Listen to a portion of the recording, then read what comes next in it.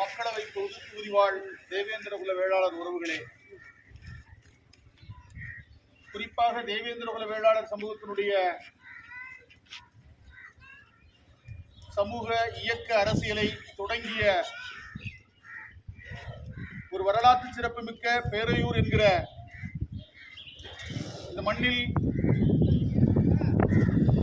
இருந்து இந்த தொகுதி முழுவதும் வாழக்கூடிய நமது உறவுகளுக்கு இந்த சமூகத்தினுடைய அடையாளமாக இந்த சமூகத்தை அறிவார்ந்த வழியிலே அரசியல்படுத்துவதற்கு களம் கண்டிருக்கக்கூடிய செந்தில் மல்லராகிய நான் ஊவைசிய இந்திரகுல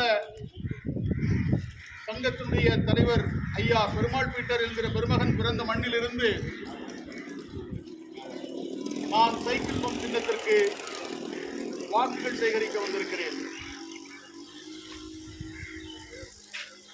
சமூக விடுதலை போராட்ட களத்தில் ஆதிக்கத்தையும் அடாவடித்தனத்தையும் தகர்த்தெறிய களம் கண்டு வீரச்சாவை தழுவிய சமூக நிகர்மை போராளி மாவீரன் இமானுவேல் சேகரன் கால் பதித்து களமாடிய மண்ணிலிருந்து பேசுவதை நான் வாழ்வில் பெரும்பேறாக கருதுகிறேன். பல நூறு ஆண்டுகளாக இந்த சமூகத்தின் மீது திணிக்கப்பட்ட இழிவுகளை துடைத்தெறிய ஐயா பெருமாள் பீட்டர் மாவீரன் இமானுவேல் சேகரன் தொடங்கி இன்றைக்கு செந்தில் மல்லர் காலம் வரை போராடினாலும் சமூக இழிவுகள் முற்றிலுமாக துடைக்கப்பட்டதாக இல்லை.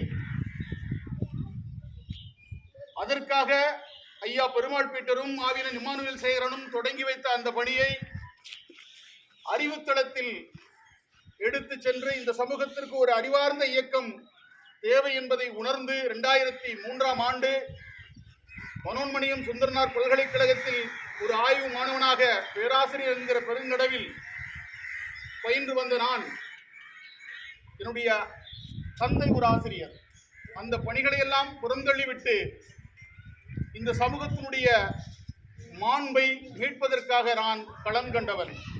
இந்த மண்ணிற்கு நான் இப்போதுதான் முதல் முறையாக வந்தாலும் கூட கடந்த 10-15 ஆண்டுகளுக்கு முன்னாடி ஒரு முறை இரவுல வந்துட்டு பார்த்துட்டு அப்படியே போயிட்டேன், யாரும் இல்லை. இன்றைக்கு தான் எல்லோரையும் சந்திக்கக்கூடிய வாய்ப்பு. உங்களை சந்திப்பதற்கு நான் 20 ஆண்டு கால பயணத்தை மேற்கொண்டிருக்கிறேன்.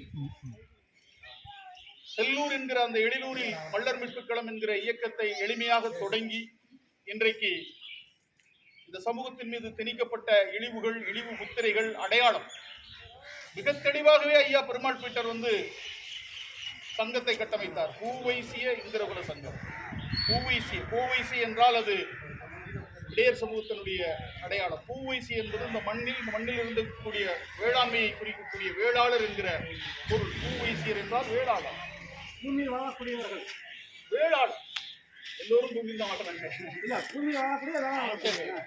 அப்ப பூவைசிய இந்திரகுல சங்கம் என்கிற ஒரு சங்கத்தை கட்டமைத்து நூற்றுக்கணக்கான ஊர்களை சங்கமாக்கி முதலில் இந்த மண்ணில் சங்கம் கண்டவர், இந்த சமூகத்தில் சங்கம் கண்டவர் ஐயா பெருமாள் பீட்டர். அதற்கடுத்துதான் 29 தமிழ்நாடு தேவேந்திர குல வேளாளர் மகாசன சங்கத்தை ஐயா தேக்கம்பட்டி பாலசுந்தரராஜ் தேனி மண்ணிலே உருவாக்கினார். இப்படியாக சமூகத்தை பண்படுத்த, அமைப்பாக்க, அரசியலாக்க பாடுபட்ட ஒரு பெருமகன் பிறந்த மண்ணிலே நான் பேசிக் கொண்டிருப்பதை பெரும்பேறாக கருதுகிறேன். இன்றைக்கு நான் வந்ததனுடைய நோக்கம், ஒரு பொது தொகுதியில் தேவேந்திர குல வேளாளருக்கு எந்த ஒரு அரசியல் கட்சியும் எங்கேயும் வாய்ப்பு அளிப்பது இல்லை.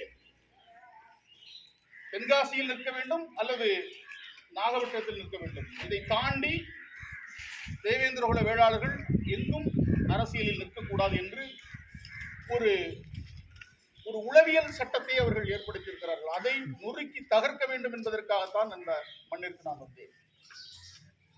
ஆனால் இந்த மண்ணில் 4 வீட்டுக்காரன் நாட்டாமை செய்து கொண்டிருக்கிறான்.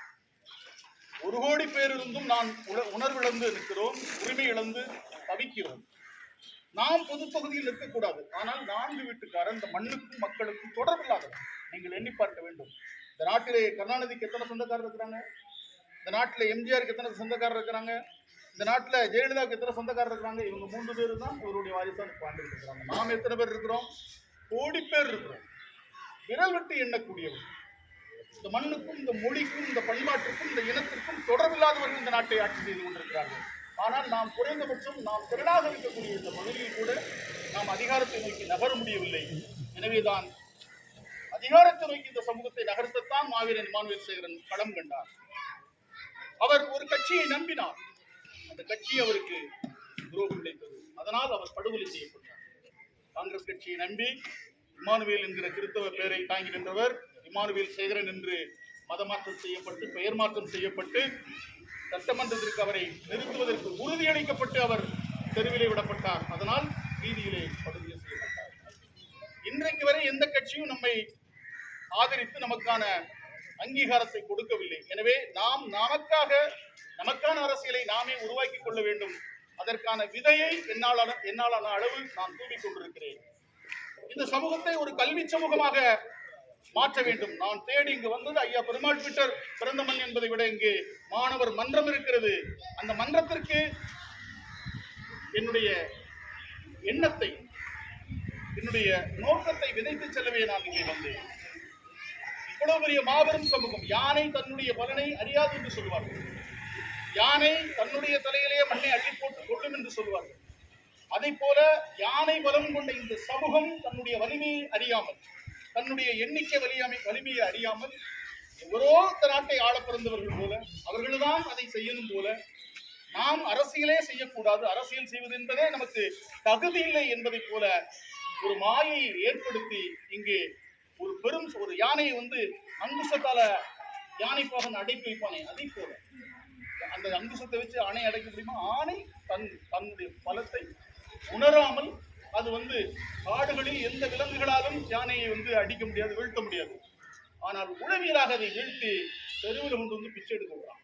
அதை போல வலிமையுடைய இந்த சமூகத்தை நேற்று வரை உழைத்து வேளாண்மையை பெருக்கி எல்லா சமூகத்திற்கும், இந்த சமூகத்தோடு துணை தொழில் செய்தவர்கள், ஆசாரியா இருக்கட்டும், வேளாரா இருக்கட்டும், எல்லோருக்கும் அள்ளி கொடுத்த சமூகம் ஒரு 30 ஆண்டுகளில் இப்படி ரேஷன் கடையில் பிச்சை எடுத்துக்கின்ற நிலையை கண் முன்னாடி உருவாக்கிக்கிறாங்க. நம்முடைய உழைப்பு வீணடிக்கப்பட்டிருக்கிறது. நம்முடைய வேளாண்மை திட்டமிட்டு அளிக்கப்பட்டிருக்கிறது.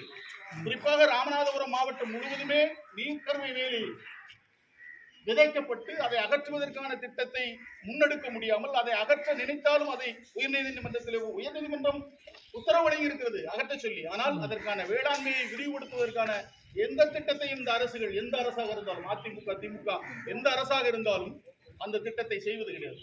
இந்த மண்ணை மலடாக்கக்கூடிய நீர்க்கருவி வேலியை அகற்றி வேளாண்மையை பெருக்குவதற்கான ஒரு பசுமை புரட்சியை ஏற்படுத்துவதற்கான திட்டம் எந்த ஆட்சியாளர்களுக்கும் இல்லை. இதை நாம் புரிந்து கொள்ள வேண்டும். இன்றைக்கு மதுவை ஒழிப்போம் என்று தேர்தலுக்கு தேர்தல் வாக்குமூலம் சொல்லிவிட்டு ஊருக்கு டாஸ்மாக் கடை, கல் இறக்கக்கூடிய உரிமையை மறுக்கிறார். தாய்ப்பாலை கொடுக்க மறுத்து கள்ளிப்பாலை கொடுத்து இந்த இனத்தை அழிப்பு. இது ஒரு இன அழிப்பு. ராஜபக்சே ஈழத்திலே இலங்கையிலே அழித்தது மட்டும் இன அழிப்பு அல்ல. இங்கே அதிமுகவும் திமுகவும் சேர்ந்து தெருவாக டாஸ்மார்க்கை தொடங்கி வைத்து அழிப்பதும் இன அழிப்பு தான். இதை நாம் உணரும். எனவே இவர்களை ஆட்சி கட்டிலில் இருந்து அகற்றுவதற்கான ஒரு தொடக்கமாகத்தான் இந்த பணியை நாங்கள் முன்னெடுத்திருக்கிறோம். இந்த மண், பேரையூர் மண்ணுக்கு இன்னொரு பெருமை உண்டு. இந்த பொது தொகுதியில் 1977 ஐயா முனியசாமி அவர்கள் பொது தொகுதியிலே போட்டியிட்டு 16,000 வாக்குகள், அன்றைக்கு 1000 வாக்குகள் தான் வித்தியாசத்தில் தான் அந்த தோல்வியை நாம் சந்திச்சிருக்கிறோம். எனவே இதை போல 6 தொகுதி, முதுகுளத்தூர், கமுதி, அங்கிட்டு அறந்தாங்கி, பரமக்குடி, ராமநாதபுரம், திருச்சுழி என்று 6 தொகுதிகளிலும் தேவேந்திர குல வேளாளர்கள் ஏறத்தாழ 80,000, 90,000, 95,000 வாக்குகள் இருக்குது. கிட்டத்தட்ட மொத்தம் 4,50,000 வாக்கு. எந்த சமூகத்திற்கும் இத்தகைய வாக்கு எண்ணிக்கை கிடையாது. ஆனால் 2.5 லட்சம் வாக்குகள் இருக்கக்கூடிய மறவர் சமூகத்திற்கு அத்தனை கட்சியும் வேட்பாளர் இருக்கு. இது நம்முடைய அறியாமை. அவர் கொடுக்கட்டும். ஆனால் அத்தனை கட்சியும் திட்டமிட்டு, ஜனநாயகம் என்றால் என்ன? இந்த ஆட்சியாளர்களை, அரசியல்வாதிகளை பார்த்து நாங்கள் கேட்கிறோம், ஜனநாயகம் என்றால் என்ன? எண்ணிக்கை வலிமைதானே ஜனநாயகம். இந்த தொகுதியில் தேவேந்திர குல வேளாளர் சமூகம் தானே பெரும் எண்ணிக்கையில் இருக்கிறது. அப்படி என்றால் ஒரு கட்சி கூட ஏன் கொடுக்கும்? இது எப்படி ஜனநாயகமாக இருக்க முடியும்? இந்த கேள்வியை மக்கள்